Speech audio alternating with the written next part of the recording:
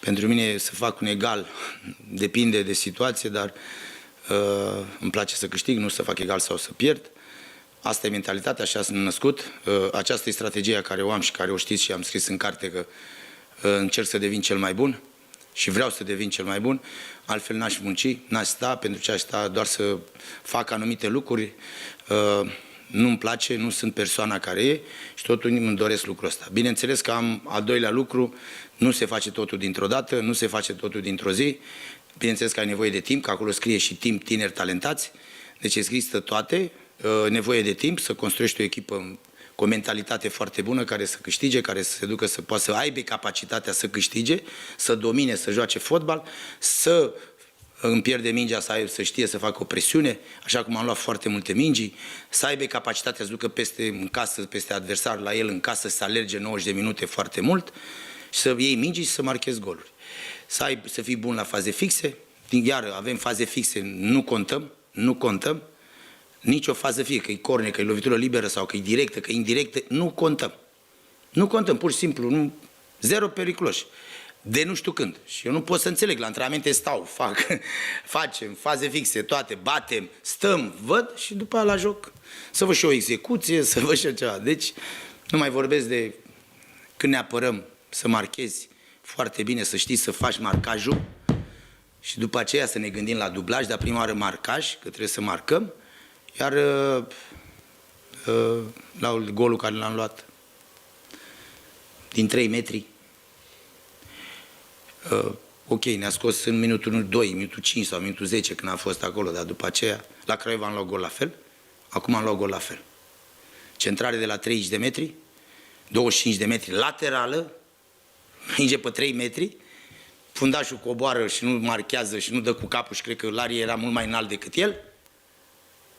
Cred că era el acolo, sau cine era, pentru că Brett făcuse în partea dreaptă și portarul care eu știu că el e libero.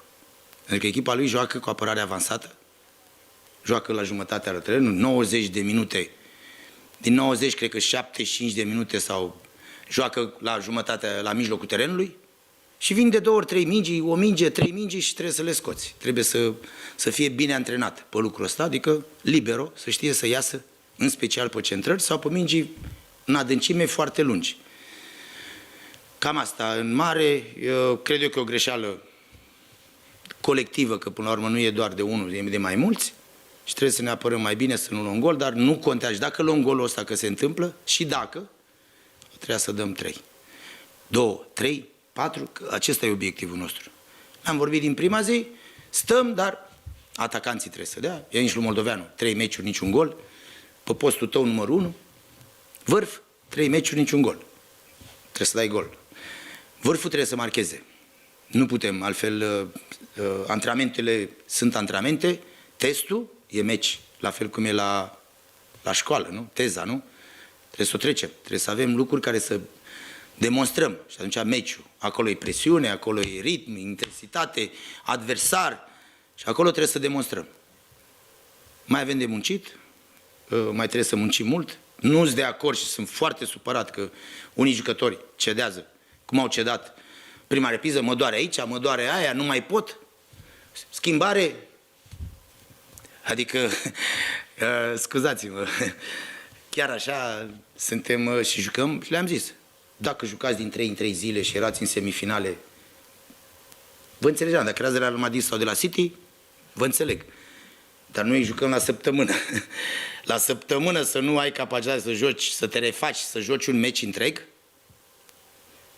îmi dă de gândit. Îmi dă de gândit și acest aspect. Care e evident și n-am de ce să-l ocolez, vi-l zic, dar nu e normal. Echipa trebuie să o ducă, jucătorul trebuie să o ducă echipa. Jucătorul trebuie să o ducă 90 de minute, 70 de minute, bine, la un ritm foarte bun. Foarte bun.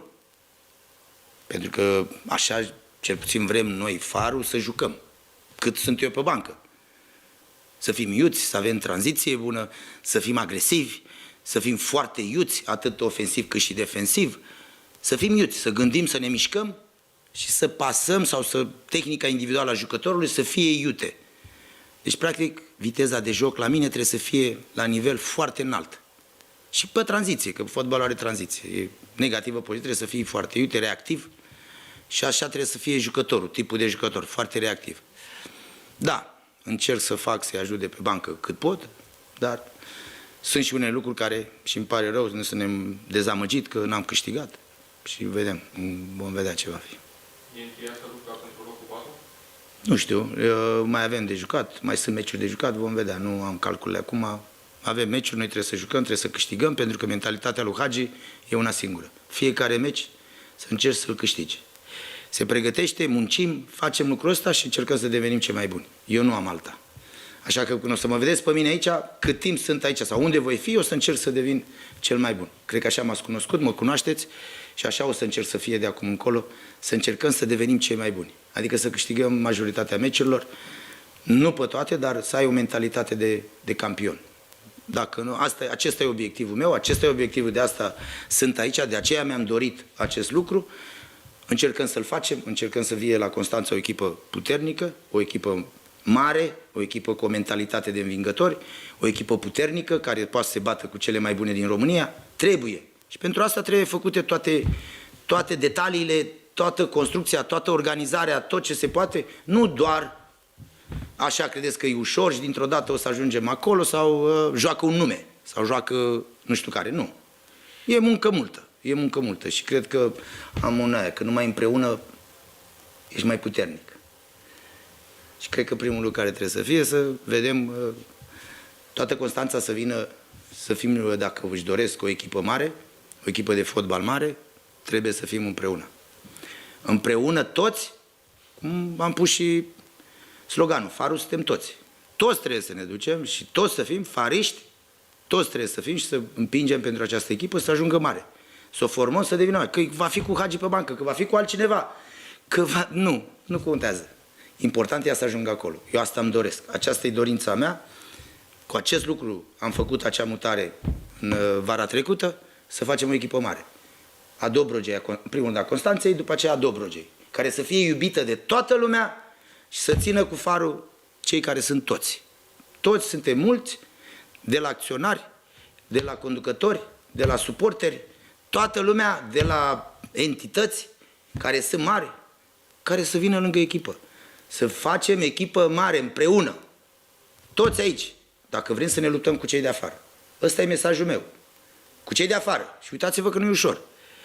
Să faci o echipă campioană, să se bată, să fie capabilă lucrul ăsta, nu e cel mai greu lucru. Să aduci o mentalitate de învingător e cel mai greu lucru. Eu încerc. Voi încerca. Cât o-i putea. Dacă pot, dacă nu, cum zic spaniolii, mala suerte. Și atunci, asta e. Vom vedea ce va fi, dar nu o să mă vedeți pe mine mult pe bancă. Dacă eu nu aduc o mentalitate de învingător. Nu mă vedeți mult. Am făcut ce trebuie, ce era normal și ce trebuie. Să nu uitați lucrul ăsta. Am trecut în vară, ce am făcut, ce era normal și ne-am unit, am făcut un brand, acum trebuie să luptăm pentru el, să-l facem să fie mare. Mare. Mare pentru mine când ajungem să fim primele 3 echipe. An de an, să ieșim să ne batem la campionat. Altfel nu se poate. E un mesaj probabil să-l înțeleagă toți, dar e clar. Eu l-am înțeles de când am făcut-o. 100%. Cine-i farist? Să vină lângă far. Să susțină farul. Că merită. Și avem un oraș frumos, avem un club foarte bine organizat, care are infrastructură, care are teren propriu. Avem teren propriu, e al nostru. Avem bază sportivă, e a noastră. Avem patrimoniu, e al nostru. Nu mai suntem, avem de toate. Mai ne trebuie ceva în plus. Ne trebuie și o să cunoașteți pe parcurs, o să o vedeți că o să spun totul ce trebuie să facem, pentru că lucrurile nu se termină. Trebuie să vedem ce facem cu clubul, cum îl facem să fie puternic. Am văzut, toată lumea se dezvoltă, nu? Așa am văzut în ziare. Toată lumea se dezvoltă, la anul o să fie nu știu ce, dar noi văd că... Cum o să fim noi la anul? Noi, constanțenii, trebuie chiar să ne întrebăm. Și puterea cum vine? Când suntem mai mulți. Că eu am făcut sport colectiv. Niciodată unul. Nu e al lui nimeni. Farul e un brand și care trebuie să facă pentru farul. 100%. 100%. Cine e farist? să vină lângă Farul. Și știți câtă populație are Dobrogea? Vreo 800.000.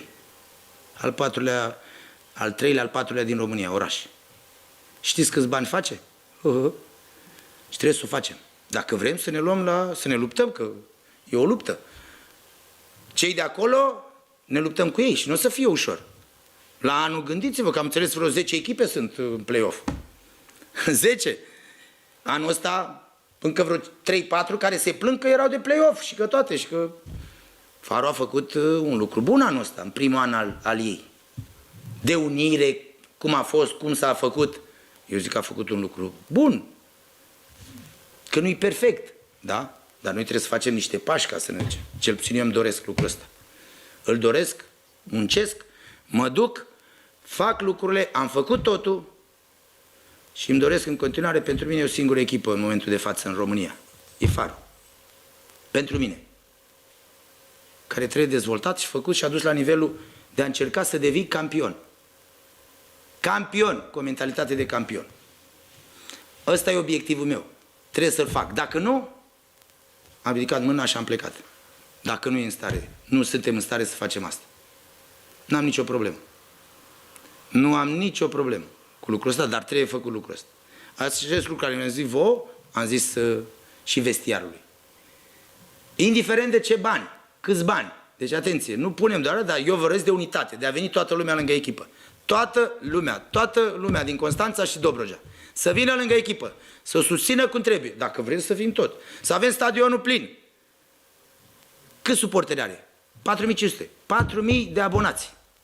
Am vorbit dimineață cu ei, target la conducere. Trebuie să avem 4.000 de abonați. Eu așa știu. Echipele mari în lume au 95% abonați, 90% abonați. Sau socios, sau nu știu ce. Noi trebuie să avem același lucru. Și targetul e 15.000. Targetul nostru al lui Faru, când facem stadionul, în 2 ani sau 3 ani, cât or fi maxim, când se vor lua, trebuie să avem 15.000 de abonați. 15.000, că Hagi a fost crescut de Faru. Hagi a fost pe stadion la Faru când era mic, când era stadionul full. Full! Și săream gardul să mă duc să stau. Săream gardul să intru, că nu aveam eu bani să plătesc și intrarea. Săream gardul și eram acolo, sub tribună, sub tabelă. Sau eram copil de mingi. Și le vedeam punea Paul. Farul e singurul club din divizia A, atenție, singurul club din divizia A, dacă nu greșesc și dacă greșesc îmi cer iertare, care are conducători. Dar e singurul. Care are conducători, numai foști fotbaliști. Mai este un club, Bayern München, afară. La noi suntem un club care acționariatul, conducerea, președinții care sunt foști fotbaliști. Deci știm ce facem. Știm ce facem. Numai că avem nevoie să devenim o echipă mare. Cred că așa își dorește orice suporter, orice cetățean, orice om din Constanța își dorește o echipă mare. Da, vrem să o facem. Și ne trebuie, e muncă, o să fie greu, nu o să fie ușor. Încerc să o fac, încerc să fac lucrurile, dar vom vedea că nu pot. Eu nu sunt miliardarul României. Da? Să țineți minte asta. Că eu sunt normal. Eu sunt un antrenor, un manager, dacă sunt bun, bine, sunt, dacă nu, să vină altcineva, nu-i problemă. Dar nu sunt miliardarul României. Eu am muncit, am adus banii, am făcut și fotbalul are nevoie de oameni cu bani foarte mulți. Care să facem bugete mari ca să ne luptăm să ajungem afară. Dacă nu, ce facem? Facem așa, mergem în continuare așa, nu se... Cred că asta. Seară bună, numai bine.